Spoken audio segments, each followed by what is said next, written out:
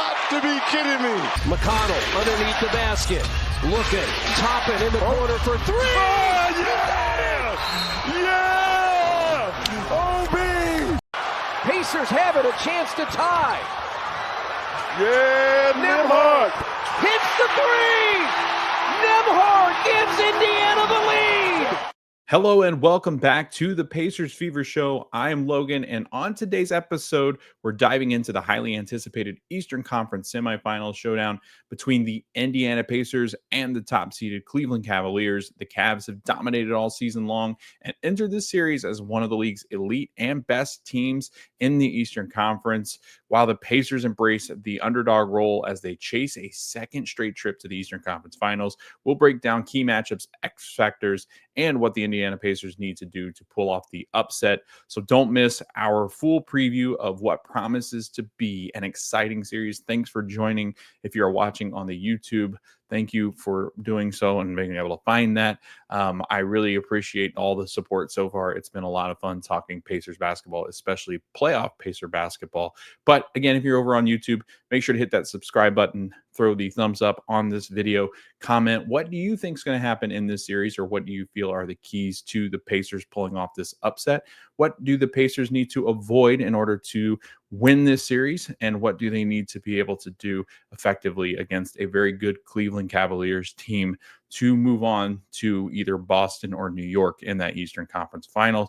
If you're listening on the audio version, thanks again for tuning back in. You can find it over on Spotify, Apple Podcast, or wherever you get your podcast or the podcast feed in which you like the best.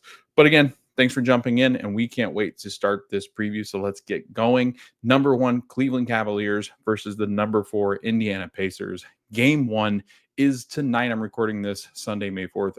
It is around noon. So we've got about 6 hours until tip-off in Cleveland. The Pacers will go against the Cavs in Game 1, Sunday, May 4th, 6 p.m. Eastern Time on TNT.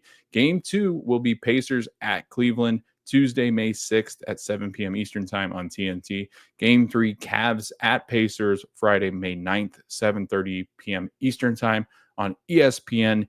Game 4, Cavs at Pacers, Sunday, May 11th, 8 p.m. Eastern Time on TNT. Game 5 will be Pacers at Cavs, Tuesday, May 13th, time to be determined on TNT. Game 6, Cavs at Pacers, Thursday, May 15th, time to be determined on ESPN. And Game 7, Pacers at Cavs, Sunday, May 18th, time and TV to be determined. It'll depend on those other series, I imagine, for the TV rights. If I had to guess, just based off of how it bounces back and forth, I think we might get a TNT game there if it does go to a Game 7. And the Pacers will hope that we can get it at least to Game 6 or Game 7, because they start these first 2 games out on the road against a Cleveland team that is very talented, very good, and dispatched the Miami Heat in their first round series 4-0. So they weren't tested at all.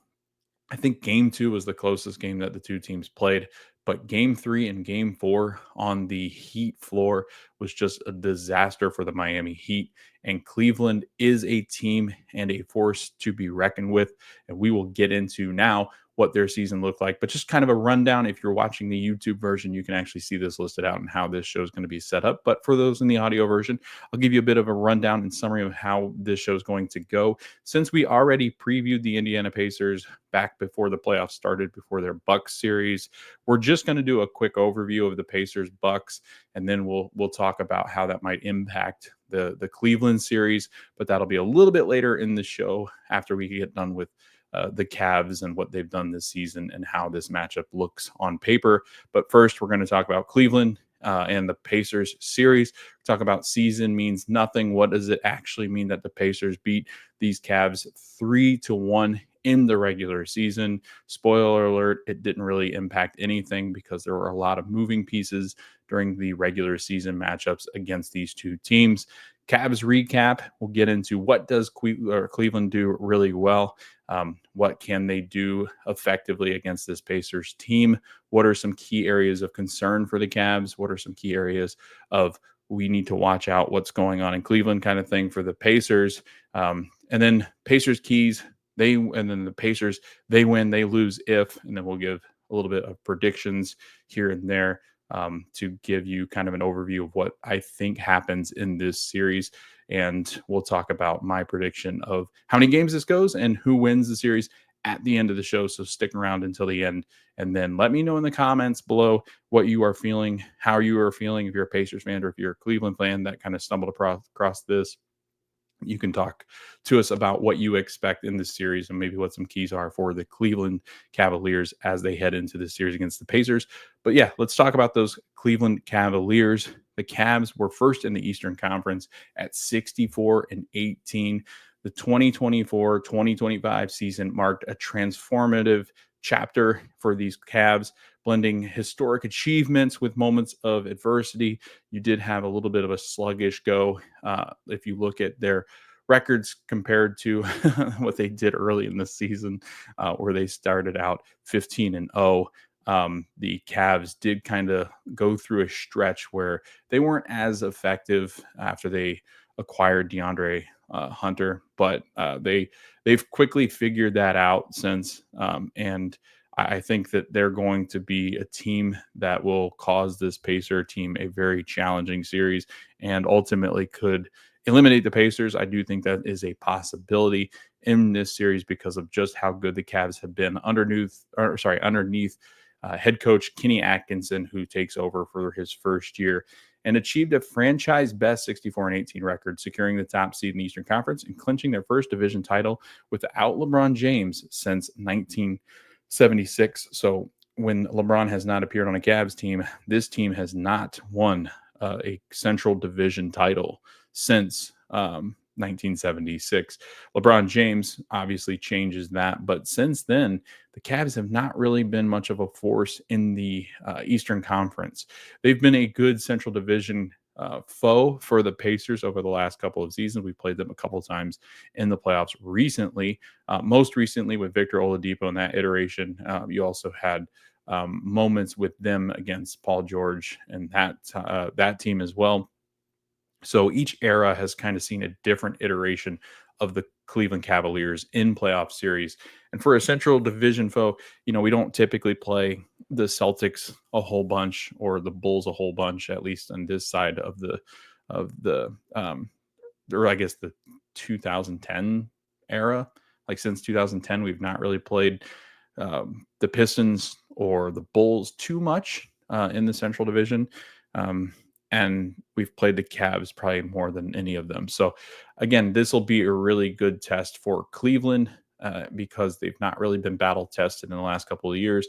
But the Pacers will get some familiarity playing a team that they've had to at least prep for 4 times this season, but also you go back to last season as well. And this team is pretty similar in the way that they are constructed. Obviously, the methods in which they go about doing things are a lot different under Kenny Atkinson. I feel like there's some changes that they've made that made this team very good. And then they've got the depth from players that have been, I guess, outcast from different teams, like a Max Strus, like a Dean Wade that, I feel like, and not necessarily Dean Wade being an outcast from other team because he's been with Cleveland, but I just feel like on the outskirts looking in, teams that have, kind of in their own team, especially. I mean, with the way that the Cavs have been coached in years past, I do feel like they weren't playing necessarily to the strengths of Donovan Mitchell or Darius Garland, or they've not had those two healthy together for a whole season. So that's been a challenge, and there's still concerns with Darius Garland going into this series. There's always concerns with their health and the ability to stay healthy. This team does tend to have, I guess, injury tainted seasons over the past couple of seasons, and I think they finally have been able to put together a team that is a formidable opponent and one that can contend for a title. And that's all in part due to Kenny Atkinson's and the changes that he's made with this Cavaliers team. His tenure, again, started with a 15-0 start, making him the only head coach in NBA history to win his 15 first games with a new team. This Cavs team came out like I don't even know. They came out in a way that I'm not sure that many people thought they were going to. I think people thought this team could be good, a top 4 team in the Eastern Conference was not too far off, I don't think. But I don't think that they saw this coming. I don't think they saw an elite team that challenged for the best record in the NBA for quite some time, but eventually lose that to OKC. This Cavs team did things that were historic in the way that they were able to create opportunities for their depth players, where some of their depth players have looked like all-stars at times, with Ty Jerome and DeAndre Hunter, who they acquired at the trade deadline with the Hawks. But everything that this team has done has been significant. I mean, just that addition of DeAndre Hunter from the Hawks, enhancing their wing depth and their defensive versatility. He's a really good defender. He's a long and lengthy kind of guy that's going to cause problems for Tyrese Halliburton, for Aaron Neesmith, should he guard Aaron or Andrew. And I just feel like that trade is probably going to go down as one of the best trades that's been made over the last, I mean, I would even say decade. It's such an incredible move for the Cavs. And when this happened at the trade deadline, I was really impressed, just because DeAndre Hunter was having an all-star caliber season with the Hawks when on the floor. And you don't necessarily get that production from somebody off the bench. And DeAndre Hunter has made a lot of his appearances off the bench, obviously with the Hawks and this Cavs team. And he's just carried the load. I mean, the guy can score, he can rebound, he defends really well. He causes problems defensively in the fact that he just gets into passing lanes. He's able to do things that I think this Pacer team is really going to have to watch out for. And the combination of him and Ty Jerome coming off the bench, also with a guy like Sam Merrill, I just feel like this team is built the way that the Pacers have also built themselves. And the reason why the Pacers get to an Eastern Conference Finals matchup against the Celtics last year, and did give them some challenges. I would say probably one of the best 4-0 sweeps that a team could have if you're looking at the team that got swept out of the playoffs. The Pacers were competitive against the team that goes on to win the NBA title. And had the Pacers gotten one of those 2 games in Boston, I think that series is at least a 6-game series, and especially if Tyrese Halliburton's not hurt during that game. So I just feel like this team and the Pacers have been constructed very similarly. And to that, I think that's why it's going to be a very interesting and intriguing matchup, because we didn't see any of these units together playing against the other units together at all during the season. And we'll get into what I mean by that. But you didn't see this Cavs version versus this Pacers version throughout the whole season. And I'm really excited to see, what the matchups look like, because both teams are going to be a little bit more versatile in the way that they're going to be able to defend people.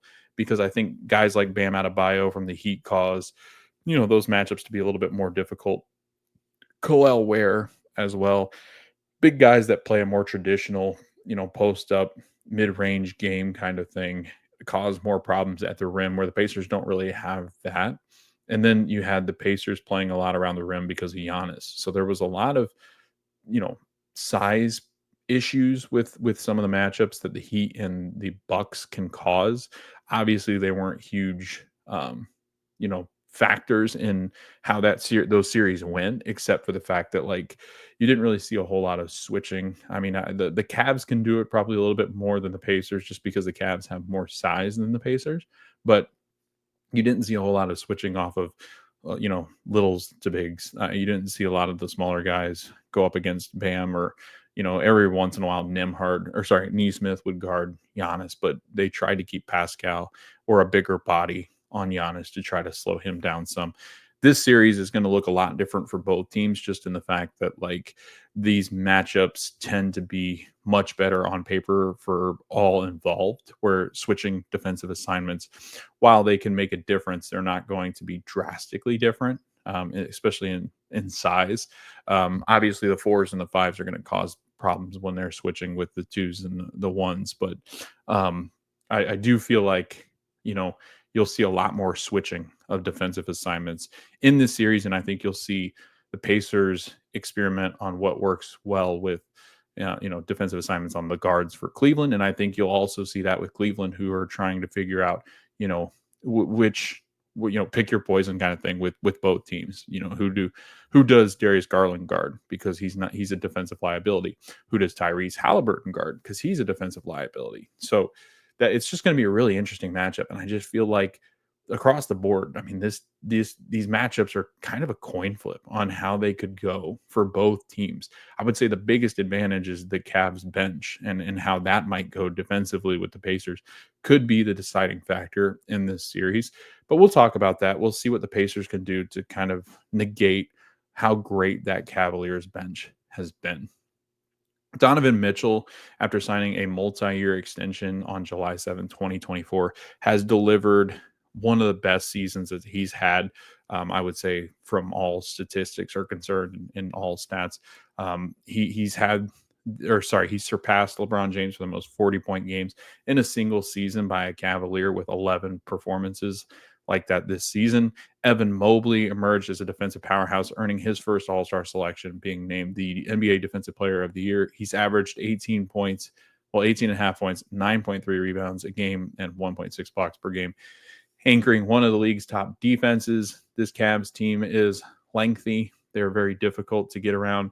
There is one person that you can attack, I think, in this starting lineup and feel pretty good about that, and that is going to be Darius Garland, especially with a toe sprain that he's been dealing with. He missed the final 2 games of that Miami Cavs series, and a toe sprain is difficult because there's so much pressure, and I believe it's the bigger toe. It's a tough call, and whatever toe it might be.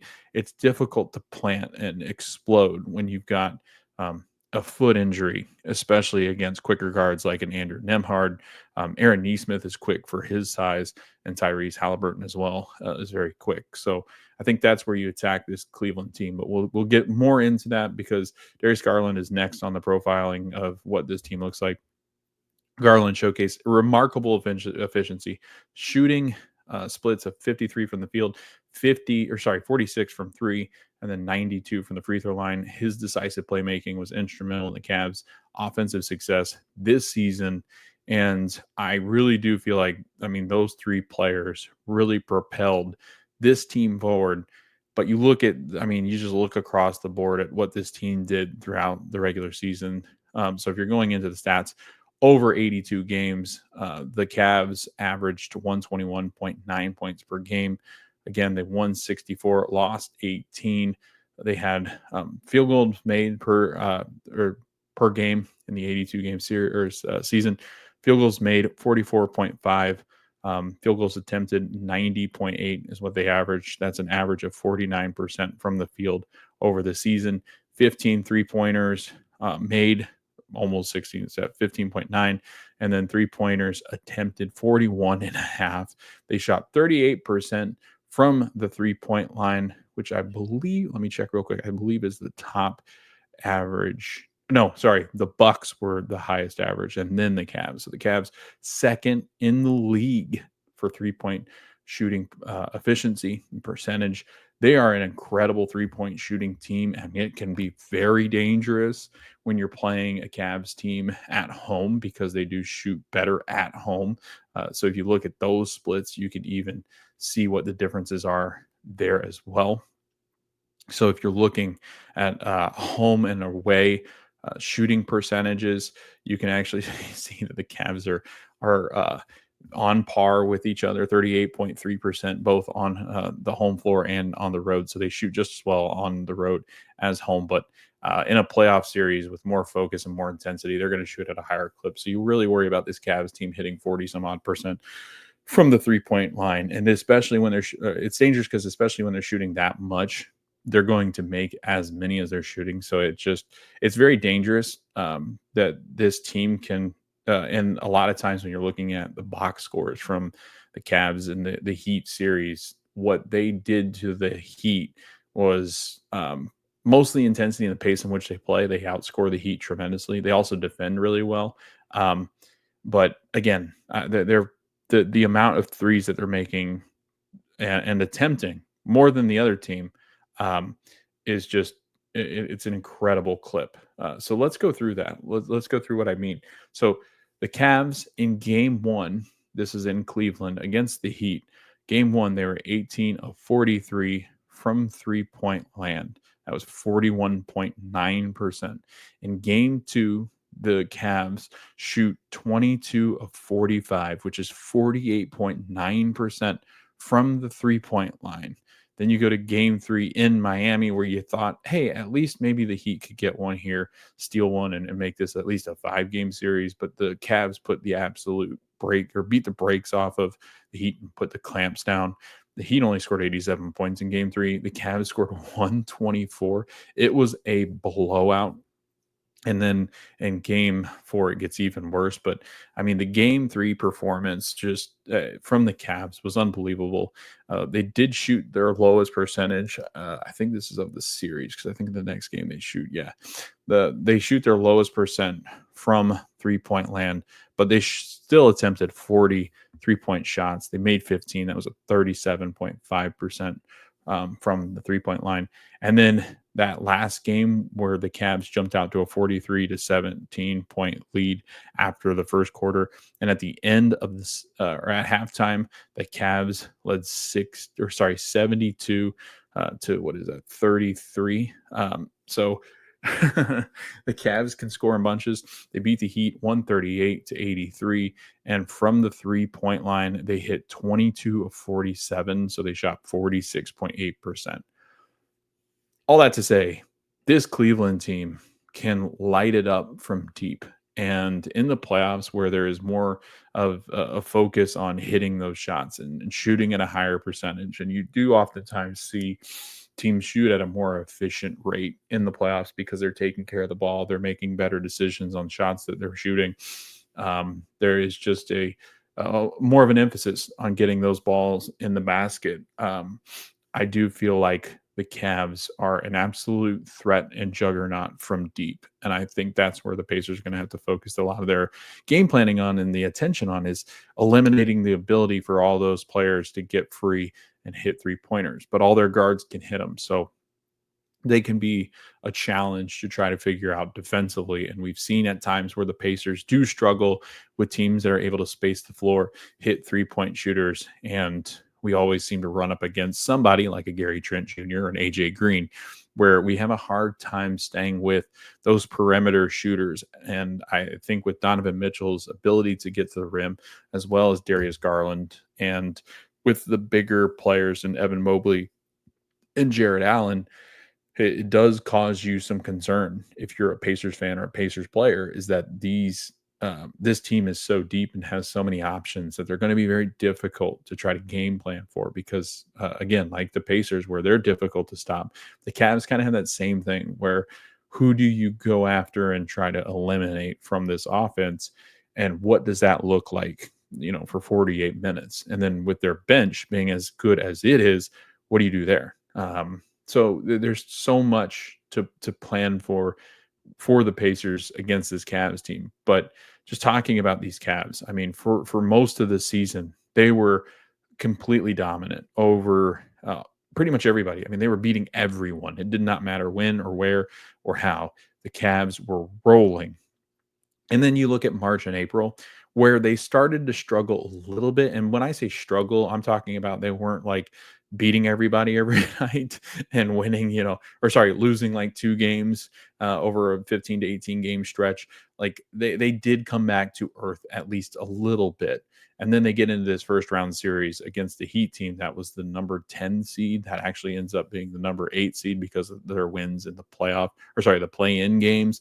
So they're playing a much weaker Heat team. So that first round series, although very good, and just a complete dominant performance by the Cleveland Cavaliers, I don't really think you saw anything there where, I mean, they're playing a number 10 team in the Eastern Conference. If the Pacers played a number 10 team in the Eastern Conference, I'd expect them to do something very similar. So it wasn't, it was impressive in which they dominated at Miami, and especially with Spoelstra, and the Heat do have good pieces. I feel like since the Jimmy Butler stuff, this team has just been on the verge of just calling it quits for the season. They made a nice run to end the year. But ultimately, I think, the Heat go down because Cleveland is just a much better team with a lot of depth, where Miami just doesn't have that depth to be able to compete with you in a playoff series. And that was really exposed against a Cleveland team that can run 9 to 10 guys out there depending on the night. So I don't give anything to, well, I mean, you give them credit for the way in which they dominated, but other than that, it's hard to give a lot of credit to Cleveland just because of how bad Miami was in that playoff series. And really makes a case for why the playoff or playing games could be scratched, and you're not really missing much. But anyway, I'll preface all that by saying um, the March numbers and April numbers are somewhat, you know, consistent with what a team would normally do in a season, not, a historic team that had won 64 games. They played a little bit more. And I think that over March and April, I think the Pacers were actually a better team when it comes to their record. In March, the Cavs played 16 games, averaged 120 in those 16 games. They were 11-5 in March, which is still a good winning percentage. It's 68% of their games they've won. But where you start to kind of notice them coming back down to earth was their 3-point shooting. So their 3-point shooting in March was actually one of the lowest, I think, in their month that they played, obviously, because they had been so good through about February, that All-Star break. The Cavs shot 34.5%, which is pretty on par with the rest of the league. I mean, it's pretty average 3-point shooting in the month of March. Same thing with their field goal percentage. I actually say they were not as efficient in March. They got better in April. They played 7 games. They won 4 games and they lost 3. Their winning percentage was not as good, but their shooting percentages and their numbers started to go up a little bit more. They did struggle to rebound as well, more so in March than they did April. April, they started to get that really competitive advantage back where the Cavs can dominate on the glass just because of their size. But there are also times where if they're not rebounding well, that's when you start to see some of the leaks that this Cavs team can have. Because if they're not rebounding it well, they can't really withstand and sustain, withstain. That's a new word. Withstain the pressure I think that some of the offenses and defenses can put on them, because if teams are getting offensive rebounds, it kind of null and voids the effect that Jared Allen and Evan Mobley can have, just because they're bigger guys. They can't play as many minutes as some of these guards can. And I think with the team that has depth like the Pacers, if they're getting out rebounded, that's more wear and tear on some of the bigs, and especially with a guy like Evan Mobley, who is a defensive juggernaut. I think you've got to put pressure on him to get him up and down the floor. And I think that's where the Pacers can, while matched the Cavs mostly in pace this season, I think the Pacers do have a little bit of an advantage in the fact that the Cavs are just an older team. They've got more experienced guys, where the Pacers have more athletic, more experienced guys in the playoffs, more experience in adversity, and I think a much quicker team than the Cavs, as far as just how fast they can go. While the pace is still good with the Cavs and they still are a quick team, I don't believe they're as quick as the Pacers are, just because of the youth that Indiana has, that comes from the bench, also comes from their starting lineup with Halliburton, Nemhard, and Neesmith being younger guys. I think they're quicker, I would say, than Donovan Mitchell, Darius Garland, and Max Strus if you put them out there together. So that might be a slight advantage. But the reason why I was saying that is that if the Cavs are not rebounding at a really high rate, where they're getting 40, 46, 47, 48 rebounds a game, I think the Pacers have a really good chance to stay pretty close to them as far as the rebounds are concerned, and allowing the Cavs to get out and run. So we'll talk about pace too, because it'll be very important. It'll play a huge role in this series. But let's talk about the leaders for the Cavs in 2024, 2025. What do you expect? Where can you expect points to come from? So we're going to go through, I'm just going to go through the Cavs main guys that you'll see in this series. And then we won't necessarily talk about like Javonte Green or Tyson Thompson Porter Jr. Dean Wade we'll talk about because he'll have an impact, but he's not as effective as some of their other bench players. He could be a factor in ways that he can hit a couple threes for you. But and then Okeke, who might play but is kind of limited in the roles that he will have. But let's just go through, what did the regular season look like for some of these guys on the Cavs, because I think you can get a good understanding of what to expect in this series based off of how they performed throughout the season. So let's go regular season first, and then we'll talk about what they've done in the playoffs as well. So points per game, you had Donovan Mitchell, who averaged 24 points a game, Darius Garland, 20.6, 18.5 for Evan Mobley, 14.3 for DeAndre Hunter, 13.5 for Jared Allen, Ty Jerome, 12.5, and then Max Strus, 9.4. Then you have Sam Merrill, 7.2, Isaac Okoro, 6.1, Dean Wade, 5.4. And those are the guys that are really going to feature in this series.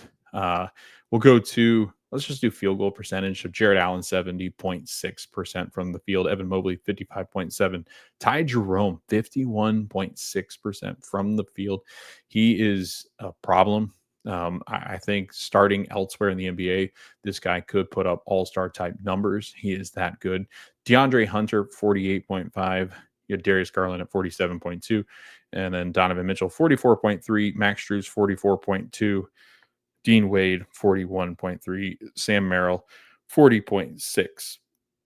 If you look at the three-point percentage, you've got Ty Jerome at 43.9%, 42.6% for DeAndre Hunter, Darius Garland, 40.1, Max Strus, 38.6, Sam Merrill, 37.2, Isaac Okoro, 37.1, Evan Mobley, he shot 37% from three. He doesn't attempt too many threes, so it is a little skewed there for him. He really only attempts, looks like 3 per game, and he usually makes about 1. Donovan Mitchell, 36.8. Dean Wade, 36%. Jared Allen doesn't shoot threes, so if he's shooting threes, we're in luck. Free throw percentage, Sam Merrill, 96%. Darius Garland, 87.8. Ty Jerome, 87.2. Max Strus, 82.4. Donovan Mitchell, 82.3. DeAndre Hunter, 82.1. Evan Mobley, 72.5. Jared Allen, 71.8. Isaac Okoro, 71.7.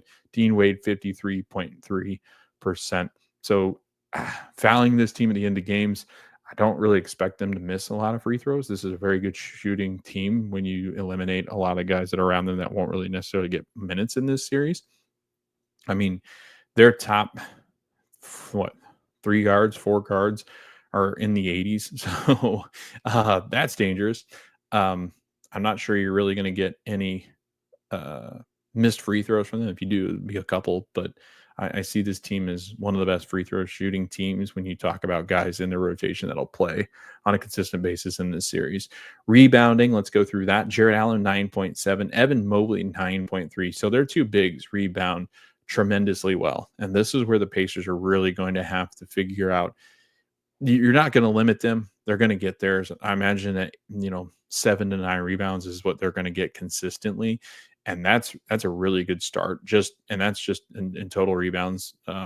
Defensively, they both grab around 7 defensive rebounds. They get around 2 offensive rebounds. I just worry, especially with how much the Cavs shoot those offensive rebounds, they often clang out. And when they clang out, I just fear that the size of those two bigs, their length to be able to get the ball back out to one of the guards is going to be a lot higher playing this Pacer team. And we saw when the Pacers lost the rebounding battle last postseason, they didn't win a game, I don't think, except for one.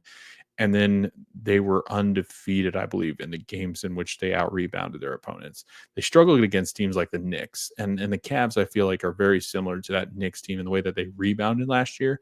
Guys fly to the rim to get rebounds. Donovan Mitchell's a pretty good guard when it comes to rebounding. He's averaged 4.5 rebounds a game. Max Strus, 4.3. He'll grab some hustle rebounds as well. DeAndre Hunter is lengthy, and he'll grab a lot of boards off the bench at 4.2. Dean Wade, similar thing, 4.2. It's a good defensive rebounding and offensive rebounding team. I think it'll be an area of concern for some of these games. I think you'll see a game where the Pacers lose because they've gotten absolutely annihilated on the glass. But then I also feel like there's going to be those games where they bounce back and you notice a very different team and much more focused team on the glass with the Pacers, because you saw that last year in that Knicks series where the Pacers would get dominated on the offensive glass, come back the next game and look like a completely different team. I'm interested to see where that growth is this season. Have they grown to where they keep the Cavs, besides the big two, off the glass? I mean, ultimately, if they can keep their guards away from the rim and just let the bigs kind of do their thing, they're going to get 9 to 10 rebounds. It's just going to happen. Like, the Pacers just don't have big interior rebounders that you necessarily need. I think this is where you miss Isaiah Jackson tremendously. I don't know if Thomas Bryant's necessarily going to be a big difference maker, but he might grab a couple boards, get some minutes in this series, because I do feel like there's going to be times where Turner or Pascal need a break from the bigs, or they're having a harder time guarding them. You might see some small ball 5 with Obi Toppin, especially against the Cavs bench unit, who won't necessarily feature a bigger guy, where I think Toppin could play a number 5 position. That kind of opens up the Pacers offense to include, or even opens up the rotation to actually include Ben Shepherd and Jarris Walker, maybe in a bench unit, or play Toppin and Pascal together, which you don't see often, or as often, I guess. Assist. Let's do assist first and then turnovers. 6.7 from Darius Garland, 5.0 for Donovan Mitchell, who can play very much a point guard-like position, obviously as a 2 guard, but I do feel like he shares some of the bulk of that offense running that Darius Garland also has. The combination between the two of them kind of equals out what Tyrese does as the main ball handler for the Pacers, where those two you'll see oftentimes switch every once in a while. Ty Jerome, 3.4. Evan Mobley, 3.2. So a pretty good passing big man, which is big. And you'll see a lot of those being those 3-pointers that he's able to efficiently get distributed to the guys behind the arc to hit those big shots. Max Strus, 3.2. Then after that, it's a steep decline, 1.9 for Jared Allen, 1.5 for Sam Merrill. DeAndre Hunter, not really looking to pass, 1.3, and Dean Wade as well, 1.3. Turnovers, this team, again, does not turn over the ball, neither do the Pacers. They're very similar in some of their categories. There are some differences between these two teams. A lot of those do favor the Cavs just because of how good they've been this season. One big advantage that you'll see, though, is the Pacers do have an advantage in protecting the rim, which is pretty good. Turnovers, 2.5 for Darius Garland and 2.1 for Donovan Mitchell. Evan Mobley, 2.0. Ty Jerome, 1.3. Jared Allen, 1.2. Max Strus, 1.1. Hunter, 0.9. Again, these guys just don't turn the ball over. So it's going to be very difficult to get points on turnovers. And it's usually the same case for the Pacers too. So I think your biggest advantage is when you go back home, or when you're on your home floor, is that's when you typically will cause teams to turn the ball over more. So those Pacers need to try to stay within the margin there to at least eliminate the turnovers that they're going to have on the road in these first 2 games, because that'll be vital. Blocks, Evan Mobley can get to the rim and protect it pretty well. Jared Allen is okay at it, not great.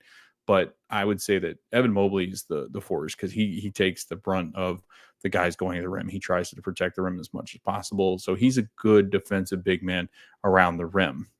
After that, like, you can expose Jared Allen a little bit. You can pull Jared Allen out. He's not as good as recovery as Evan Mobley will be.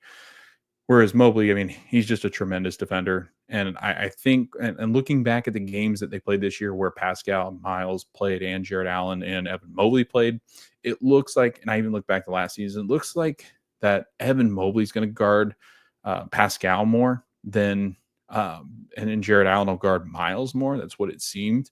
Obviously, that can switch up a little bit depending on the matchups and the screening and everything else like that, or just getting down the floor. Like, if Miles gets down the floor and Evan Mobley's there, then Evan Mobley probably picks him up. But I think you'll see a lot of Evan Mobley and Pascal, because I just feel like it just, and that's maybe that's an advantage, because you got a lot of Miles, Tyrese pick and roll.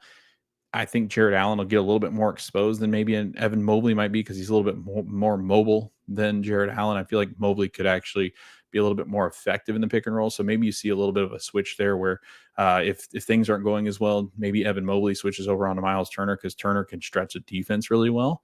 Whereas Mobley and Jared Allen on the other end of the floor aren't really going to stretch you out too much. I mean, Evan Mobley will attempt threes, but he's not as good at the 3-point shot as Miles will be, and Pascal as well. Pascal's going to stretch out the bigs too. So that's where the Pacers really do have an advantage. They'll take those very good defensive bigs and bring them out towards the perimeter. It's where I feel like the Cavs are really going to try to, the Pacers are going to try to expose them, and I don't think the Cavs are as good. I think that's a big advantage for the Pacers because pulling the bigs out from under the rim can be very good against a team that, like an Aaron Nesmith, Andrew Nembhard, Tyrese Halliburton, when they're attacking the rim and doing it effectively. That's going to help because they're going to get those bigs out away from under the basket. It's going to cause defensive breakdowns and defensive issues. And the Pacers love the pick and roll, especially the 1-5, 1-4 combinations where you've got Tyrese coming off of Pascal or a Miles Turner. That's big. And then Andrew Nembhard is going to be able to expose Darius Garland. I think that's who's going to guard Nembhard because Nesmith played well offensively. I think you're going to see more Donovan Mitchell on Nesmith, and Nesmith's much bigger.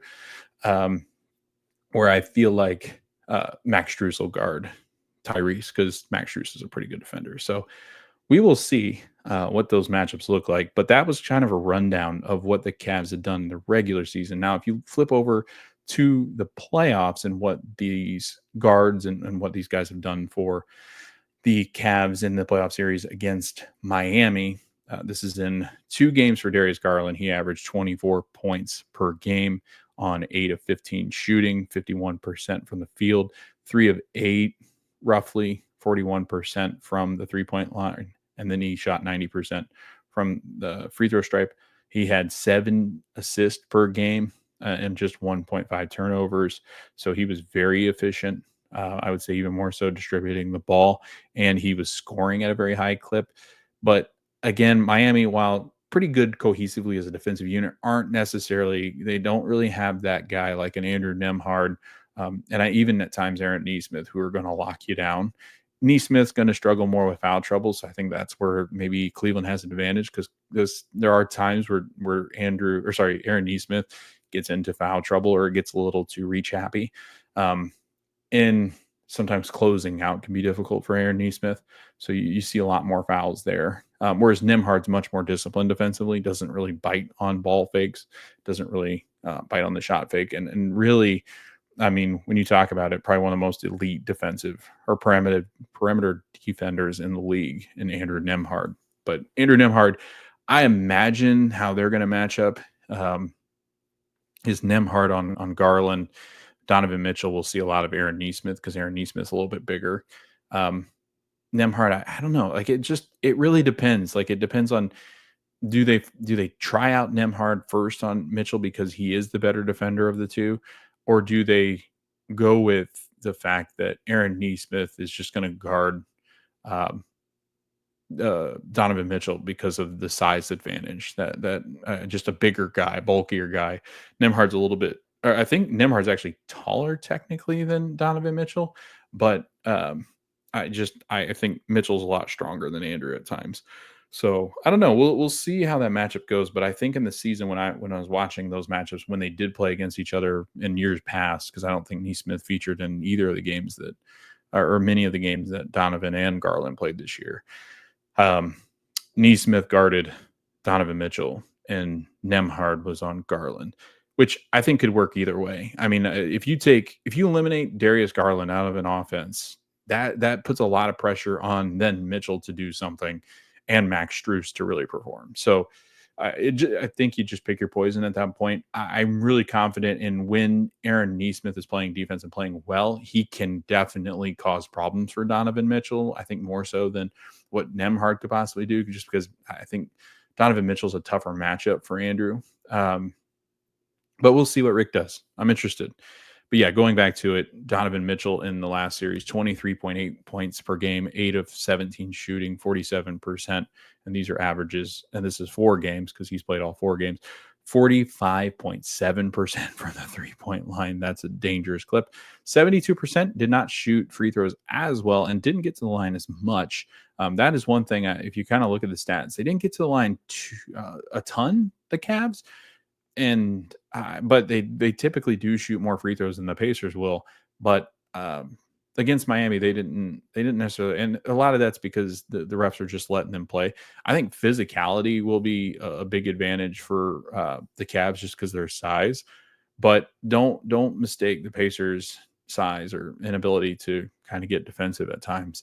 Um, don't mistake that for their ability to be able to defend and get physical too, because Aaron Nesmith and Nemhard is just as physical guards as some of the other guards in the league. Evan Mobley, he was 16 points per game, 6 of 10 shooting, 59%, almost 60%. He was 2 of 4 from three-point land, so he actually did shoot more three-pointers in the playoff series against the Heat than he had, one more. He usually shoots one more three a game.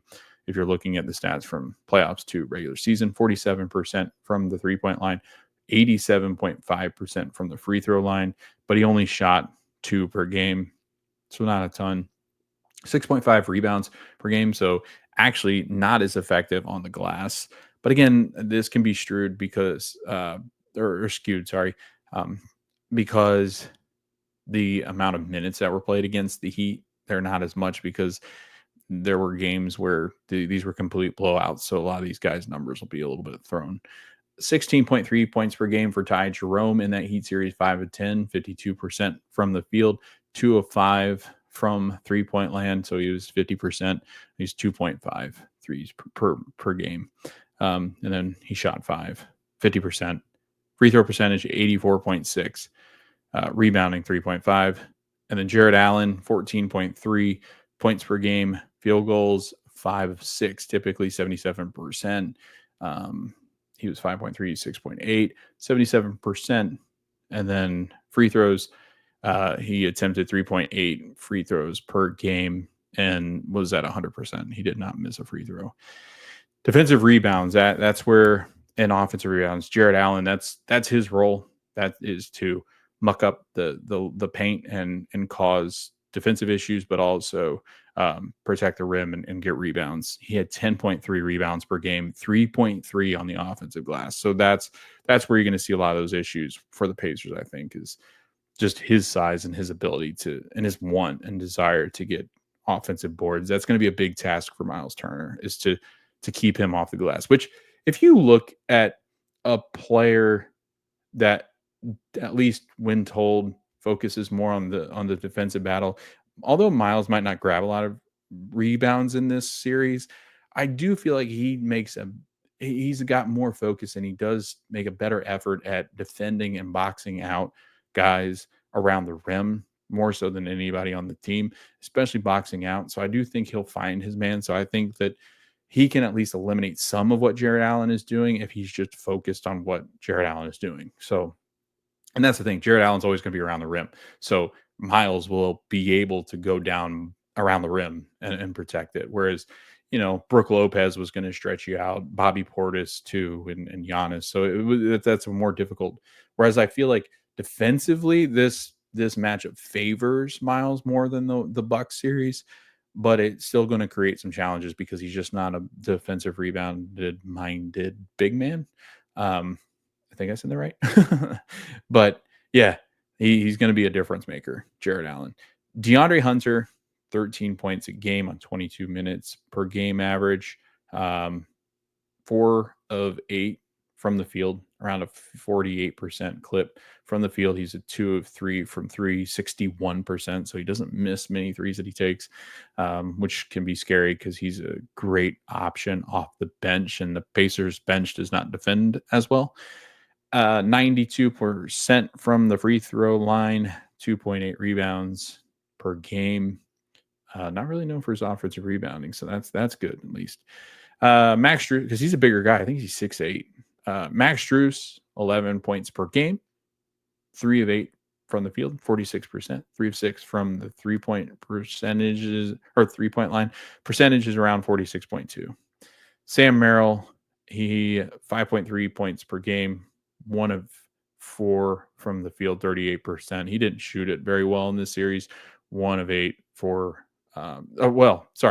all of his shots look like they come from the 3-point line. So you don't really have to worry about Sam Merrill beating you on the dribble, it looks like. Because every single shot he took, it looks like, in this series was a 3-pointer. So interesting. the Pacers will hopefully take that into their game plan. He does not get as many shots because of DeAndre Hunter and Ty Jerome. He's more of that third option. And he did start the games in which Darius Garland did not. Sam Merrill came into the starting lineup. But again, he's not really the option they all look toward.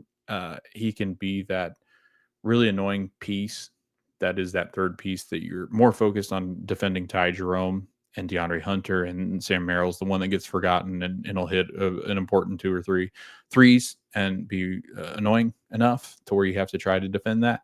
So I'm interested to see how the Pacers game plan against that bench, because you might see, honestly, I'm kind of leaning more and more towards this as I look more into the series. I'd be more of a I'd be behind more of Andrew Nemhard being with the second unit.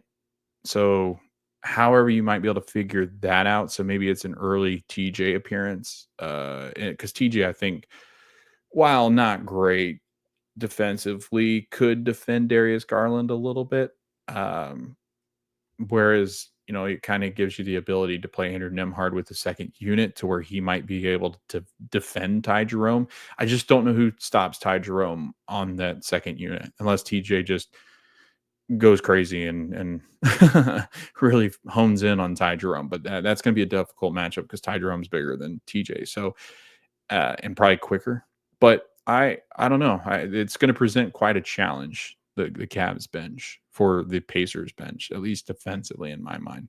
So we'll see how the Pacers match up there. And we'll talk a little bit about what I think they might do. And that was kind of pretty much gave away what I think they might do. But yeah, that's a look at what most of the Cavs that you'll see. Isaac Okoro plays. He's averaging 4.5 points a game.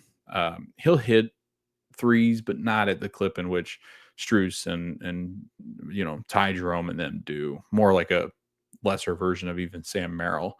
And Okoro, I think too, you could take advantage of as well. I mean, I think you're letting him. If you're going to let somebody on that bench unit shoot, that's him. It's going to be him. Like you'll live and die there. And we'll talk about 3-point shooting and what that looks like and how the Pacers might be able to negate some of those, the impact in which the Cavs can have shooting the 3 ball. But that's a look at what the Cavs have done over the season and in this postseason. Like I said, it's very difficult to get a good gauge just because Cleveland played a Miami team that just was not very good in the season and also in this postseason. I just felt like they were ready to give up at some point, and all you had to do was deliver a knockout blow. And I think that coming out in game 3 and jumping out to a really big lead early, I think that ultimately just knocked out the Heat, and they were ready to give up. I mean, I think they're ready to give up on Pat Riley, not the organization, but I think a lot of players are just fed up with that situation. And, there's so much going on internally with Miami that the Cavs were just ready to knock their socks off and push them out of the playoffs, and did so quickly. So their series actually ended last Monday. The Pacers ended on Monday. Pacers ended on Tuesday. So the Cavs had one more day of rest, but I'd say once you get out of the 3-day window, like, rest is pretty much the same. So these teams are coming in on the same rest. It's better than the Pacers having to play like a game 7 on Friday and turn right back around on Sunday and play. Some would argue that they might have a little bit of an advantage because the Cavs could come in a little bit rusty, but both these teams, similar types of breaks. So you're going to see well-rested players, maybe a rough go at first, but once they start to heat it up, and I doubt that they'll really need much of a heat up period because both of these teams are very efficient offensively. And we're going to talk about that as well as we get into this episode further and further. Matchup numbers from the season. So I want to talk about the Pacers matchup with the Cavs this year. So the Pacers won the season series 3-1. Only loss came at home in Gamebridge, and that loss came on January 14th. But January 12th, the Pacers win 108, the Cavs 93. There was no Aaron Nesmith from that ankle sprain. January 14th, Pacers, Cavs. Cavs win 127, Pacers 117. No Nesmith or Halliburton in that game. Then on 4/10, Pacers 114, Cavs 112. And then 4/13, Pacers 126, Cavs 118. The Cavs were resting everybody on that last game. the first two games, the Pacers weren't at full strength. The Cavs didn't have DeAndre Hunter.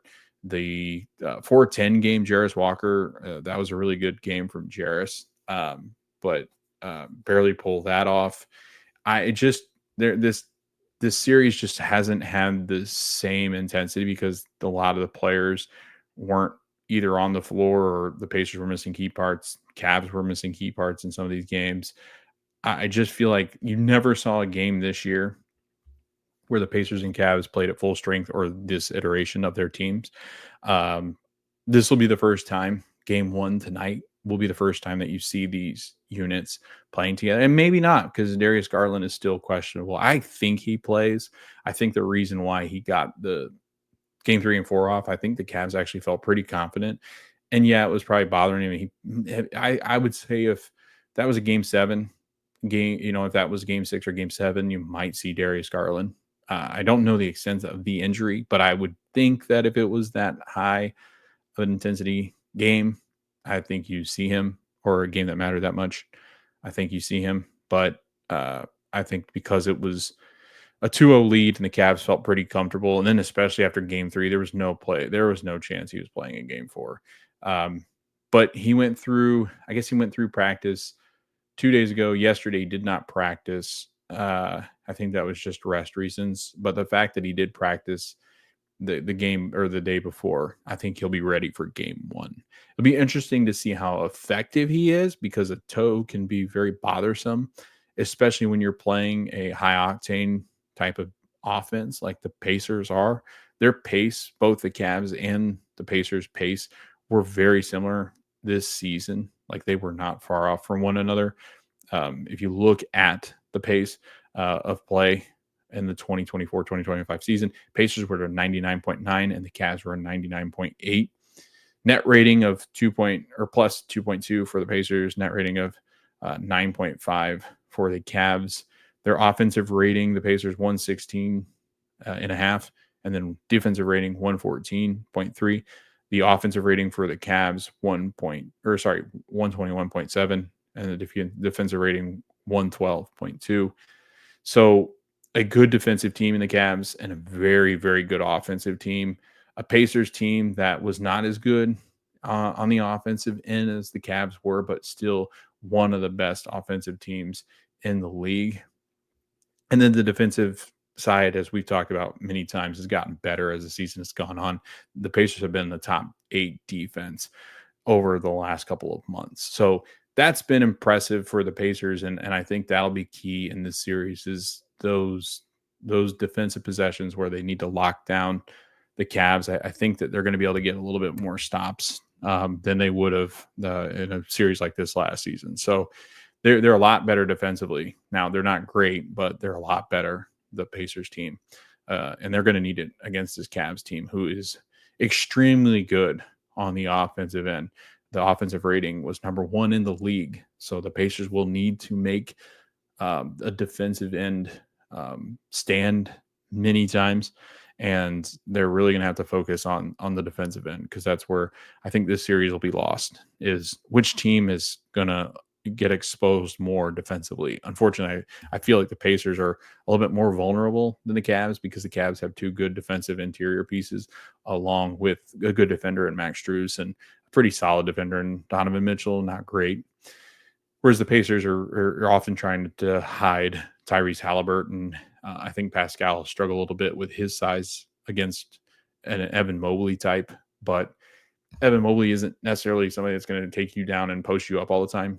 And Jared Allen, while he can do the post-up game more so, I feel like he's not as involved in the offensive scheme.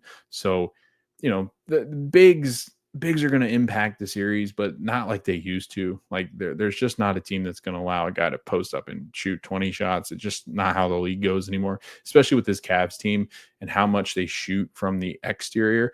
They're not really focused on what's going on in the interior offensive game. So, and that's where the Pacers have struggled too, is points in the paint. They're one of the worst defensive teams when it comes to points in the paint. And I think it kind of benefits them in the fact that like they can at least defend the 3-point shot, but they're atrocious against teams that have big guys that can score down low, which we've seen. But yeah, Getting into some of the lineups and rotations, lineup for the Pacers is going to remain the same. It'll be Halliburton, Nemhard, Neesmith, Siakam, and Turner. Bench will be TJ McConnell, Obi Toppin, Benedict Mathurin, Ben Shepherd, and Jarris Walker. I do think Thomas Bryant will be in the mix some there. So the Pacers at times you could see them go 11 deep. And then there's also times where they might go 9 deep and eliminate maybe Walker or Shepherd. There was even talks around the Pacers sphere that could Rick consider maybe cutting some Benedict Mathurin minutes even more because he does struggle defensively, and that offensive unit and that second unit for the Cavs can be very dangerous. Do you benefit from having Shepard and Walker out there together? Could you scrap Thomas Bryant because they don't really have the stereotypical big coming off the bench, which I think is more realistic? I think Thomas Bryant you only see in this series if one of our bigs is in foul trouble. I would not be shocked if you see the unit of TJ McConnell at the 1, Ben Shepherd at the 2, Mathurin at the 3, Walker at the 4, and Toppin at the 5. I just would not be shocked if that's the unit that they go with. And I think it could be a surprise to the Cavs because they struggled with Jarris Walker this year. When Jarris Walker played, they struggle with Benedict Mathurin when he plays because he's kind of a bigger physical guard for some of those guys on the bench unit. These are really big minutes for those two, along with Obi Toppin, because I think Toppin could take advantage too because he's a bigger guy playing at 5. Even though it's a small ball lineup, the Cavs don't really have the big ball lineup coming off that second unit unless they put Mobley or Jared Allen out there together.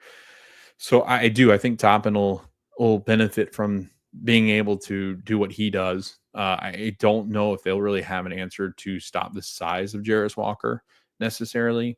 And his 3-point ability, I think Jarris will benefit from the fact that he's a bigger, stronger guy.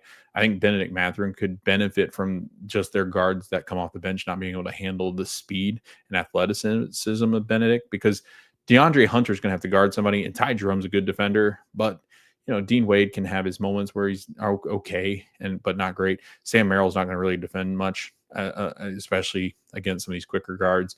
And Isaac Okoro, I mean, as far as size, Toppin's going to be able to play with Isaac Okoro. So it'll be fun, I think, this second unit, because this turnovers and rebounding, and that might be that might be obvious that turnovers and rebounds are what win you or lose you games, but it really is what will win and lose teams the game in this series. Can the Pacers hang on to the ball on the road? Can the Cavs hang on to the ball on the road? Because these are two very good teams at home, and I feel like it could go back and forth to where you might even see a game 7, but we'll get to that as we get further into it. X factors for the series. So I picked 2, one from the Pacers and one from the Cavs. I think with the Cavs, it'll be Ty Jerome. What do the Pacers have for an answer against Ty Jerome? You look at the bench unit, and Jerome's going to play more of your typical point guard position for the Cavs second unit. And while you'll see a heavy dose of Nembhard coming off the bench to come out and guard, I think you see a lot of Nembhard minutes where maybe Nembhard's one of the first subs that the Pacers make to try to get him back on the floor against Ty Jerome, or even so Aaron Neesmith. You could see a heavy dose of obviously Ben Shepherd on him. Like, I could see Ben Shepherd guarding Ty Jerome very well. Even Jarris at times could defend him if you had to make that choice. But, Jarris Walker is going to be relied upon to guard a bigger guy like DeAndre Hunter or, even Isaac Okoro, or it just depends. Like, there's so many ways that the Pacers, I'd say Jarris would guard DeAndre Hunter. I don't think he would guard Okoro, because then where do you put Toppin? But the Cavs can cause some issues just because they're going to play a little bit of a smaller lineup if they don't keep some of those bigs out there. Where Toppin maybe doesn't have much of a good defensive assignment, but also Jarris Walker, if he did guard Ty Jerome, that would mean that Ben Shepherd would have to guard a much bigger DeAndre Hunter. So I don't know. It'll be interesting to see how they match up. I think that's going to be one of the big question marks, is how do the Pacers come up matchup? Because they can completely change this and have different guys guard other guys that we weren't really considering. But if I had to guess, if that second unit, so if you had like the Pascal unit without Jarris, I could see Pascal guarding Isaac Okoro, maybe Dean Wade. Uh, it's tough. Like, I don't know how they really match up with this bench, but we'll see. I don't know. I don't have much confidence in putting rotations out there. As far as rotations, yes, but defensive assignments, not really. Like, I just don't know how. Like, the only one I can only see is Ben Shepherd and Ty Jerome. I could see Ben Shepherd getting a heavy dose of Ty. Um, Whereas like maybe DeAndre Hunter, Jarris, or Pascal. Yeah, I think it just depends, like what the Pacers decide to be a main focus of the defensive assignments on that second unit, because there's a lot of option the Cavs have. It's so hard to defend their bench, and this is why they've got so many good options. Like where do you put people? And size things. Like I mean, size is going to ultimately be a factor in this series, and I think that they all have their benefits. Like guards playing against bigger guys can have the benefit of getting to the rim and creating their own shots easier because the bigger guys can't stick up with them. Whereas a bigger guy on a guard is going to be a little bit more difficult and challenging. So we'll see what happens, but the assignments I think are going to be the thing to watch. X factor and Ty Jerome, like going back to the X factor, Ty Jerome is the X factor. He can put up crazy numbers. So what do the Pacers do to try to limit him? Ben Shepherd's a good defender. I just don't know if he can keep up with Ty. So we'll see. Maybe the Pacers get creative and do put Jarris Walker on Ty, but I don't know. I don't know what that looks like if they do that, because then the other matchups don't really work out.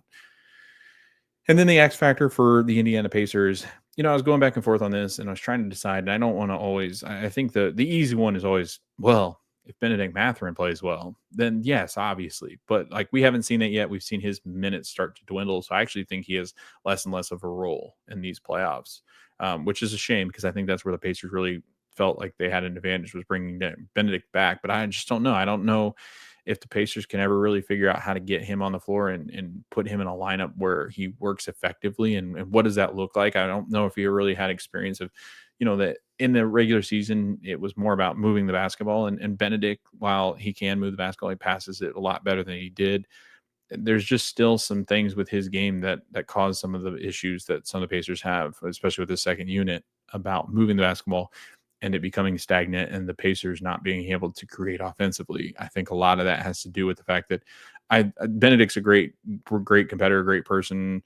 I just you start to look more and more at what the fit looks like with Benedict, and we'll see if that changes in this series. But that Buck series, the reason why his minutes started to dwindle, I just felt like they found what worked better was having Ben Shepherd and Jarris Walker out there. So X factor, I'm not going with Benedict, not going with Miles this time. I'm going to go with Andrew Nembhard. Andrew Nembhard, I think, will draw the assignment of Darius Garland and then will be defended by Darius Garland. Andrew Nembhard is a completely different player in the playoffs, and we've seen this in last year's playoff, but also in this first series, was arguably one of the better players. I'd say Neesmith and then him, Andrew Nembhard. But I think Andrew Nembhard in this series could play a massive factor into this series, especially if Darius Garland's not 100%, or even if Darius Garland is 100%, you can attack Garland a ton. And I think the ability of Nembhard to get to the rim, hit the mid-range jumper, and he's shooting pretty well from three-point line right now. He causes a lot of matchup issues for the Cavs and could really break down this defense. I think the Cavs will try to get the ball out of Tyrese's hands as quickly as possible, and Strus will pick him up right at half court, high intensity, or even full court at times, where he's, right up in his grill and trying to get the ball out of his hands as quickly as possible, or keep him on the left-hand side of the court. Andrew Nembhard could be that second option that the Pacers constantly need to help Tyrese, and which Andrew has provided many times, is letting Tyrese be that second ball handler and take the ball up the floor and get the offense going through Nembhard, where that's something where I think if I was going to make an adjustment for the Pacers need to come in with the game plan that, yes, Tyrese is the engine that makes it go, but there's going to be times where they try to eliminate Tyrese early in the game, and that's when you need Andrew Nembhard to be able to run the offense with Tyrese off as more of a two guard. So that's where I think the Pacers need improvement, is getting the offense working with Nembhard as well, because I think they're very interchangeable in the way that they both distribute very well and can handle very well. So I think you can kind of switch the roles there. Nembhard should be just as good. I just don't think at times the Pacers are prepared to go to that as quickly. And I get it. You want to get Tyrese going. You want to be able to break that down and knock it down right away. But there are just times where I feel like, man, Tyrese hasn't really figured out how to get the offense going. They've really locked him down. You've got to get Andrew involved, where I think we're a little too late on that sometimes to get Nembhard involved to run the offense. So yeah, I'm going with Nembhard as the key. He'll draw, I think, Darius Garland, because I do believe Neesmith will guard Donovan Mitchell. But you might see it switch. You might see Rick say, you know what?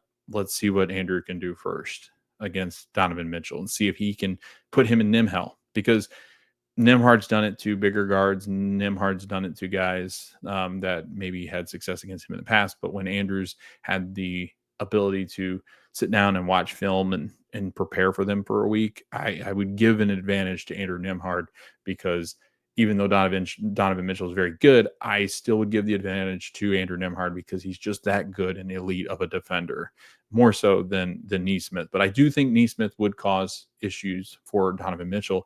I just don't know if it would be exponentially greater because of his size. So we'll see. We'll see what they do. But if I was going to guess, I would say Neesmith starts out with Donovan Mitchell and Nembhard starts out with Garland. If Garland doesn't play, then I imagine you'll see Neesmith then move to Strauss, and then Tyrese move to Merrill, and then Nembhard on Donovan Mitchell. So we'll see. Keys for each team: Pacers, rebound better or stay close as possible in the rebound battle. I don't know how many games the Pacers will win in the rebound battle, but they need to be 1 or 2 off, because that's the only way that they stand a chance in this series to stay competitive. Because if the Cavs are out rebounding them by 6 to 8, even 10, they'll clean the Pacers up, because they cannot give the Cavs multiple opportunities because of how well they shoot the 3 ball. Bench production, talked about this, but you're going to need to see a better series from Obi Toppin. He was not great in the Bucks series, but the Bucks, I do feel like the Bucks are a very difficult matchup for Obi, because he ends up getting Bobby Portis guarding him, or Giannis, and that's just difficult for Obi. He's just not going to be able to create against those two guys because they're pretty good defenders.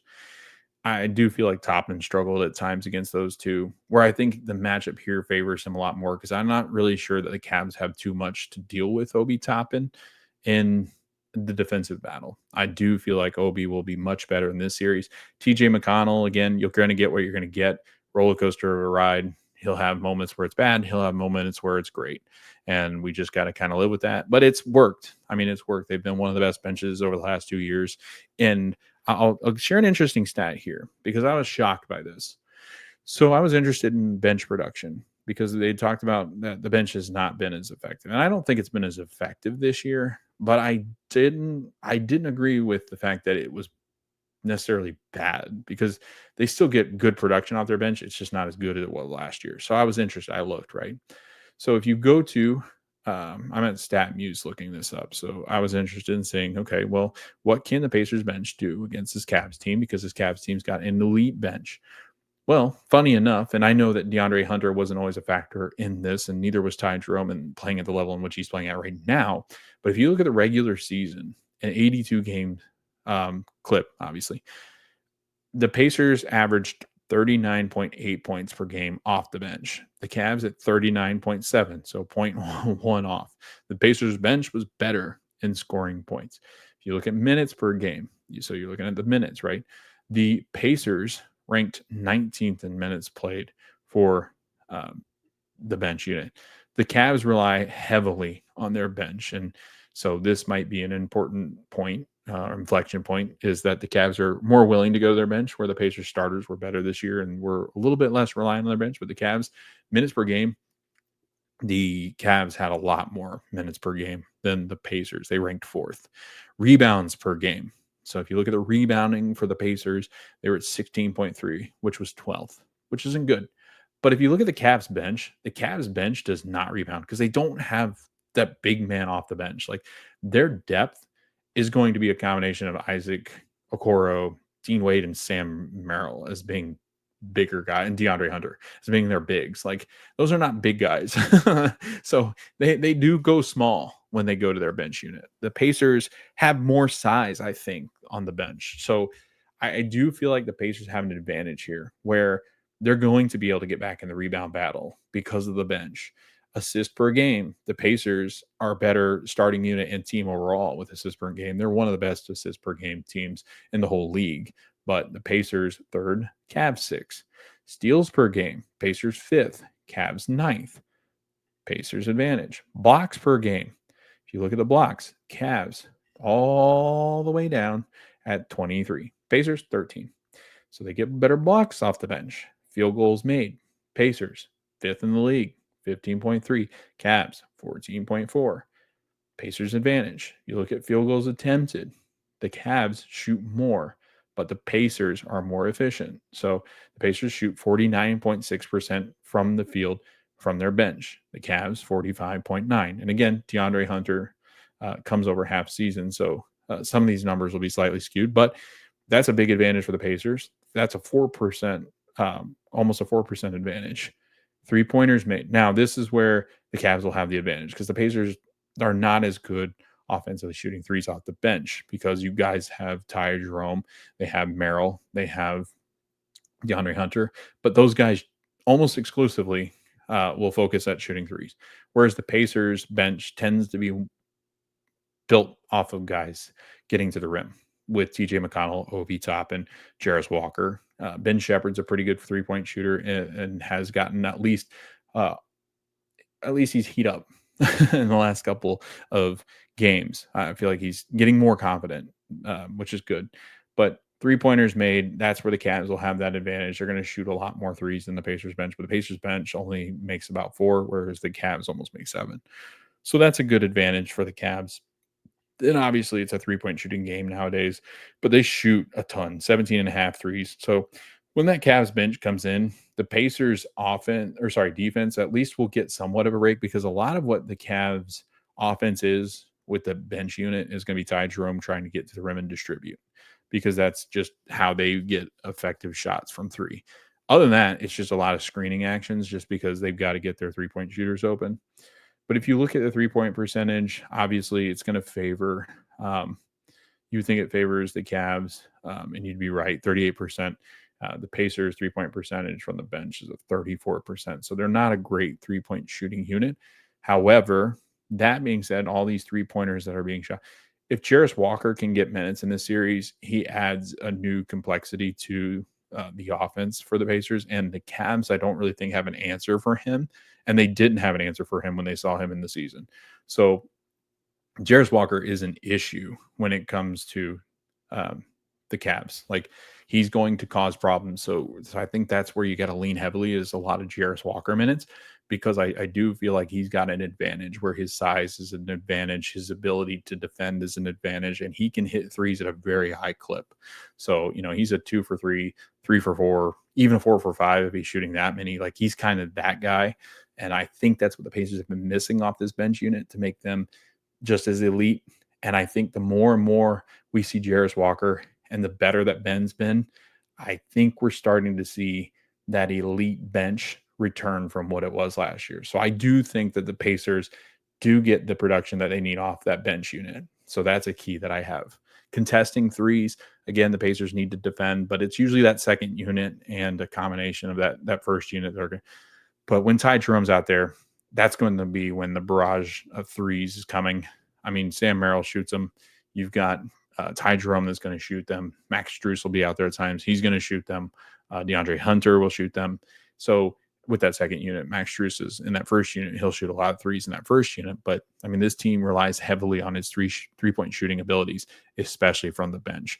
And that can be difficult because when you're leaning on a bench to hit that many threes, that's when you can run into some problems. If they go cold, the Pacers could have a real good shot here. Steal game 1 or game 2. I'm getting ready to get to our predictions for the series. I feel like the Pacers do steal one of these games. I've been going back and forth between which game I think it might be. And I'll give you one at the end of the show that I think they get because I feel like it's the easier one to get of the two. But we'll get there.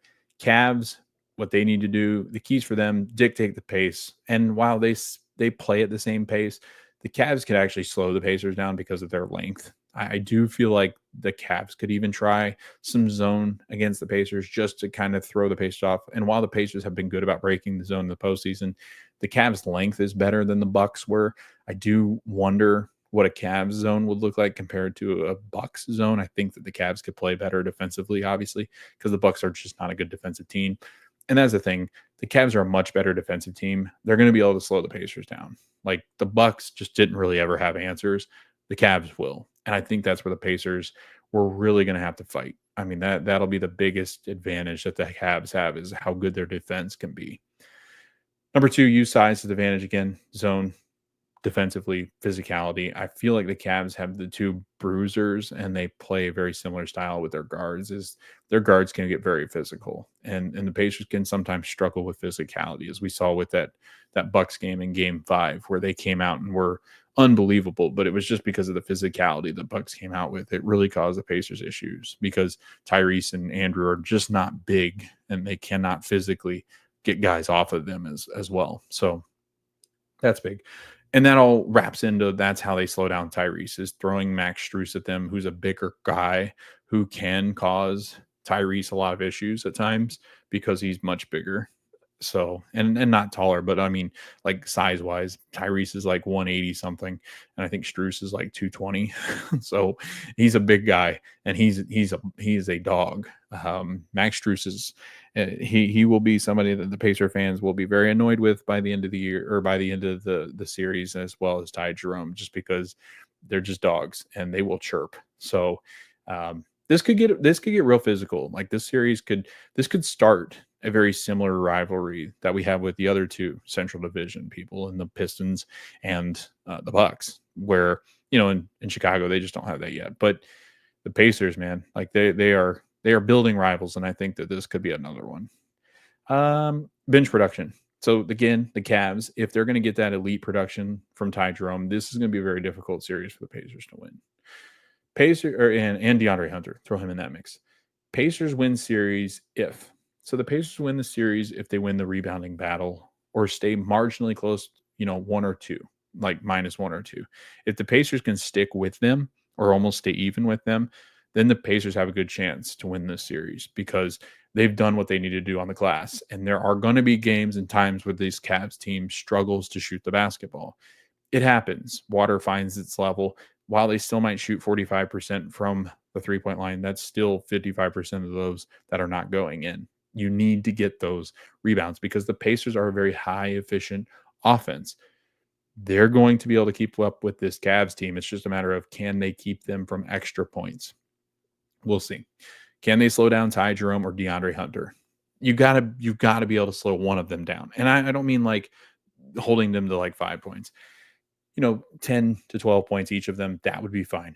Like, I think you live with that. But there's times where Ty Jerome and DeAndre Hunter could go for 20 and 20. It's like, that's insane. But that's what they're going to have to do. The Pacers are going to have to figure out which one can they cause the most issues with. And it's going to be DeAndre Hunter, I think, just because Ty Jerome's a nightmare matchup for the Pacers, I believe. So I think it's going to have to be DeAndre Hunter because if you can contain DeAndre Hunter and Ty Jerome does have the 20 points off the bench like some of the Cavs or Bucks fans or Bucks players did, I think you can live with that. But if you can get DeAndre Hunter to score 10 or 12, that's a big advantage for the Pacers.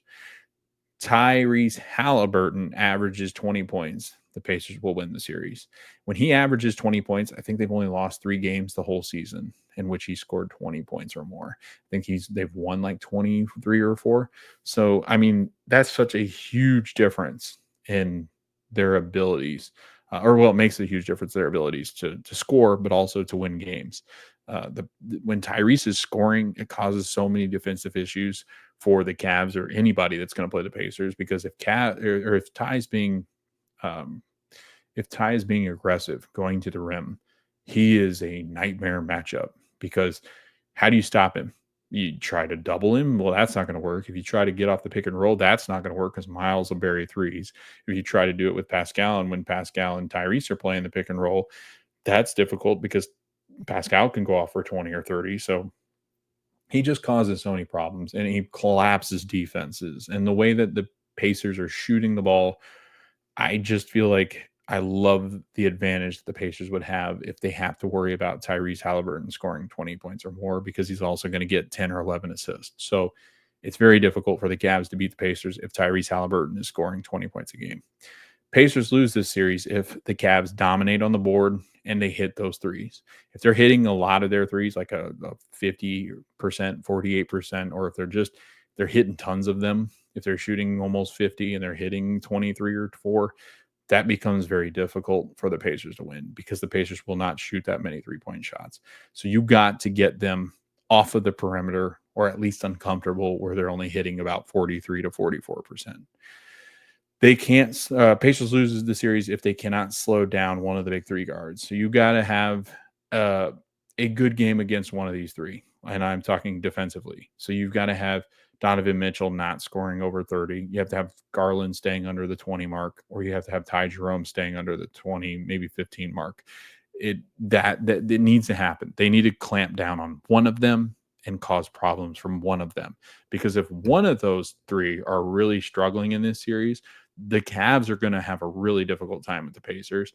If all three of them are going, the Pacers are going to have a really difficult time because their bench, I don't believe, can keep up with Ty Jerome going off and Donovan Mitchell and Garland also going off. So, if you look at that, if you look at the averages from that last series, if Donovan and Garland are above 20 per game and Ty is right around that 20 per game, the Pacers pretty much have no shot in this series, because I just don't think that they have the scoring to be able to keep up with them from their bench unit and their starting unit.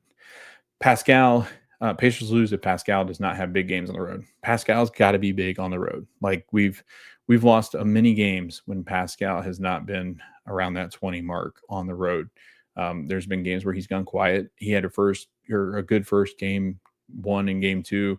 But Pascal's just got to be better than what he has been in the playoffs this year. I think that what the advantage will be for Pascal in this series is he doesn't have to focus on guarding Giannis. So he's going to have a lot more energy at the end of games. Whereas when it got to the end of games, he was just worn. Like you could just tell he just wasn't in the flow of anything, because guarding Giannis for 48 minutes, or not 48, but like 33, 34, 35 minutes is not an easy task. And he was doing it most of the time. So that's just a difficult ask, but I think he'll be a lot more rested. He's got a week off. He only had a week off, so that helps to this next series. He's also taking a break from Giannis, and Mobley is not somebody that's going to take him down low every single time. And Jared Allen, even when he ends up on Jared Allen at times, like I don't think that'll be much of an issue. Even when that bench unit comes in, when Pascal's playing with that bench unit, his defensive assignment is going to be relatively easy. So Pascal's going to have the legs, and that's going to benefit the Pacers tremendously. So Pascal needs big games on the road. And by big games, I mean, he needs to be at 20 points on the road for the Pacers to have a real shot. So here's to hoping. It should be a really fun series. You look at the advantages. The Cavs obviously have the rebounding advantage. The Cavs have the home court advantage. The Cavs have the fact that they've been really good over the majority of the season. They've been a historic team as far as their offense is concerned. They can score at will. They can do a lot of things that are good. I think where the Pacers have an advantage, and we've not really talked about this yet, where the Pacers really, really have a bigger advantage over the Cavs. And this is not the Cavs. Well, it is the Cavs' fault, but it's more of what the Pacers have done right over the last couple of years. The Pacers are more battle tested than this Cavs team. This Cavs team, besides that Boston series last year, where they really didn't stand much of a chance against a very good Boston team, I actually feel like the Pacers played that Boston team better than the Cavs did. And I actually feel like the Pacers played better teams this year at a better rate than the Cavs, especially towards the end of the year. Obviously, the Cavs took care of their business early on in the season, but I do feel like the Cavs came back to earth a little bit. and didn't play as well. And I think the Pacers rise to the challenge better than sometimes the Cavs will against bigger teams, better teams. I just feel like the Pacers have this extra level when they know that they're the underdog, that they're playing somebody that's elite. The Pacers rise to a different level, which is, I think, a little bit more scary for the Cavs. You don't ever really feel that comfortable when you're the favorite, especially when you've been that good in the regular season. Coming in as the underdog, the Pacers have always had that chip, and they've always played the much better team a lot better. So last year, the Celtics are the number one seed, the Pacers are the number six. They played the best series I've ever seen for a 4-0 sweep, and I felt like a couple things go right. The Pacers are right in that series, and the Celtics players have said it. Missoula said it that was probably the toughest team they faced in the playoffs last year, which is funny because they got swept 4-0. But this Pacer team is just gritty. They're mean. The Cavs are good. They're physical. They can be mean. But this Pacer team has guys that just, they're nails. I mean, they're a much more physical minded team than they were last year, which is very exciting, especially when the playoffs are being called a little less, or you're allowed to be a little bit more physical. I just feel like it's going to be a dogfight. I feel like the Pacers being the underdog helps the Pacers more so than it helps the Cavs to be the favorites. This Pacers team does not like to be counted out. They know people do not respect them. Vegas has it like game 5 is when this ends, and Cavs 4-1. I don't see that. I see this at least as a 6-game series, and I could be swayed into picking a game 7 as the final end to this series. I do think it could go 7. I've got it in 6, and I'm trying. I was trying not to be, I'm trying to remove all the biases, and I I don't I don't see a world where this Pacer team just lays down. And I don't see a world in which this Cav team is battle tested and necessarily knows how to throw a punch back. I just feel really confident in what the Pacers have built. And, you know, I think your mind goes to, well, this Cavs team was historic. They were 64-18. Like this is one of the best Cavs teams that's ever existed, even with LeBron. How could you pick against them? They've got home court advantage. I I just feel like the Pacers have been through more. I feel like they've just been through more adversity. They've been through more of the challenges. They've been in these seasons here or these series where they've gone down. So if the Pacers do lose game 1, they could punch back in game 2. I just feel really confident in the ability of this Pacers team to fight back. And more so than what the Cavs would do. So I just feel really confident in what the Pacers have been able to accomplish over the last couple of years. I feel like they're destined for another Eastern Conference final, and that's why I'm picking the Pacers in 6 games. I think the Pacers will end it at Gamebridge on in Game 6. I feel like the Pacers will steal one here in these first 2 games, and this is where I've kind of gone back and forth. This could go either way, but I'm actually feeling more confident that the Pacers steal game 2 than they do in game 1. I feel like this will be a good game 1, but I feel like the Cavs are going to need to take that advantage for the Pacers to really feel like, you know what, we've been through this before. We're going to challenge again. So I do have the Pacers losing game 1 tonight. I think it will be a close game, but I still think the Cavs win it by 3 or 4. I feel confident in the ability of Donovan Mitchell to come out and perform in this game 1 to say, hey, don't count us as, we're not going to let them dictate what's going on. We're not going to let them come in and take game 1 in our home. But I feel like the Pacers in game 2, Cavs coming off a high, Pacers feeling like our backs are a little bit against the wall. We're cornered. We got to answer. And the Pacers have always punched back. So until they don't, and that Cavs or the Celtics series is a little different last year, but in Milwaukee, they lose game 1, got embarrassed last year in that first round, smacked back, and ended up winning that series, game 6. The Knicks series, they were down 2-0. They came back. They were also down 3-2, came back, forced game 7, win game 6 and game 7. So they smacked back multiple times against a team that I thought was very good in the Knicks, even though injured. The Celtics, I feel like every blow that they had at home, the Pacers matched it and should have won game one, should have won game two, and then could have made the argument for game three and four. It just the Pacers seem to have always had an answer for adversity, and I think the Pacers will need to have adversity because they've not quite felt it too much yet in this postseason. I mean, obviously the punches were thrown in game five and game three against the Bucks, but I feel like I don't know. I just have a lot of confidence in this Pacer team and the way it's constructed. So I'm going Pacers 4-2 over the Cavs, and I think they win it in six. I think they move on to their second Eastern Conference final in a row. And I have the Celtics beating the Knicks. I just don't think the Knicks look very good.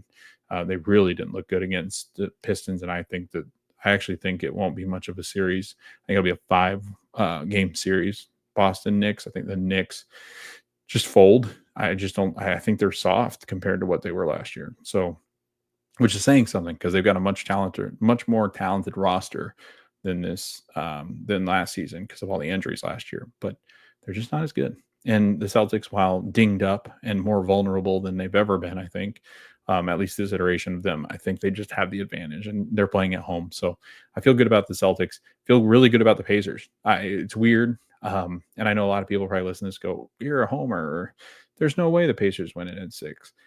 But again, Donovan Mitchell's never been to an Eastern Conference Finals. They're saying all the right things, right? Like Donovan Mitchell knows how good this Pacer team is. He knows how good Tyrese can be. But then you got Ty Jerome, who's kind of saying the opposite. Like, we're going to dictate this. We are the better team. We are the ones that are going to have to enforce our dominance over them. But I'm not sure they have a dominance level over the Pacers. Like, the only way I could see that happening is the rebounding. That's where I really do think that's the difference. Is going to be the rebounding and turnover battle. But I don't know. I feel really good about this Pacer team, and I love that we're the underdogs because that just adds an extra spice to this team that not many teams are ready for. I mean, I could really see the Pacers, and this is why I was going back and forth. Like, I could see the Pacers where they're pissed off enough right now to come out and just absolutely crush it in game one. But I could also see the Pacers coming out and saying, wow, this Cavs team's a lot better than we thought. Let's get back to game two and adjust. But I feel really good about that. And then going home, it's so difficult to win in Gainbridge Fieldhouse. And I know it's difficult to win in Cleveland, but Gainbridge Fieldhouse is a totally different monster. I mean, even the Bucks, who had such an advantage in that game five game, the Pacers just clawed and finally won. They're just incredible home team. And if they bring the Cavs home with one game taken, that place will be electric because I think they know what the writing is on the wall. Because I like our chances against a Boston Celtics team in the next round. I do much more than I did last year, obviously. So the Pacers know they know what's at stake. If they beat the best team in the Eastern Conference and arguably the best team in the NBA and knock them out, I could see this team doing some really special things. So we'll see what happens. This could easily be a game seven down to the wire kind of thing. And the Cavs 100% could win this in six, maybe five. Like, who knows? Like, if the Pacers come out and just look absolutely shell-shocked and you tip the cap to the Cavs and say, man, you guys are this good. But I've just not sold quite yet on the Cavs' ability to just run it through the East after not really being battle tested yet. Like, last year, they ran through the Magic. Magic were just not ready for that. The Celtics handled the Cavs easily. It just nothing. And then they go and run through the Heat with no battle at all. Like, this is basically the Cavs starting out their playoff series or playoffs in 2025, where the Pacers just had to play a whole series.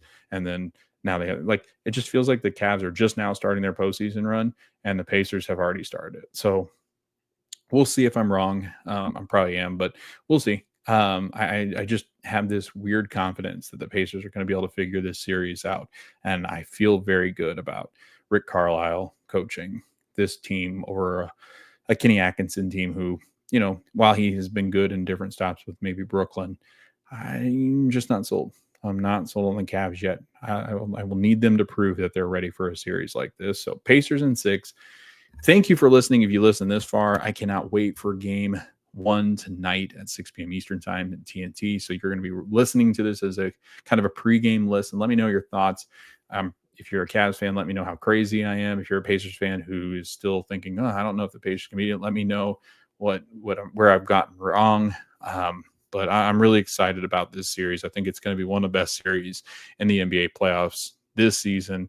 I think these are two very good teams, and I just don't think you can write them both off because I think they've got special abilities to each their own, I guess. And I think that, this is just a really, really fun matchup. So looking forward to it. And I'll be tweeting it and talking about it. We'll recap each of the games after they happen. So tomorrow's recap will be released probably tomorrow night on Monday. Well, after there, or maybe if I get on after, tonight's game, maybe, I don't know. So we'll see. But thanks for listening this far. If you like what you've heard so far, make sure to subscribe over on YouTube. Helps people find us. Give us a thumbs up or a thumbs down, whatever you want, whatever you feel. Comment, like, subscribe, share with your friends if they're Pacer fans or even Cavs fans. We always welcome the discourse. And then you can follow along on X, where I am on social media as well. X, Instagram. We'll be on TikTok eventually. We'll also be covering Fever basketball when that starts. It actually starts in 2 hours. They play a pregame or preseason, or no, they've already played a preseason game yesterday. I think I don't know. They play soon. I can't keep my game straight right now, but yeah, looking forward to covering the Fever this season as well. We'll launch mostly right before that regular season, just because there's so much going on with the Pacers right now. But we will be covering both teams in both seasons, both postseasons. But we have to do a lot of research for the Fever and what that looks like and what the WNBA, because it's always changing. The landscape's always changing. So looking forward to covering the Fever this year. But if you've liked what you listened to, make sure to rate us on Apple Podcasts, Spotify, or wherever you get your podcast, because we are there and we are talking Pacers Fever over the next course of however long I want to do this. So very long time, hopefully. But I'm looking forward to covering both teams for in the future and current episodes. Or this is a really bad ending, but anyway, thanks for listening along. It's been an hour and 40 minutes of me talking, so I can't even think straight at this point. But thanks for listening. We will see you guys next time, and let's see if those Pacers can steal game 1 against the Cleveland Cavaliers.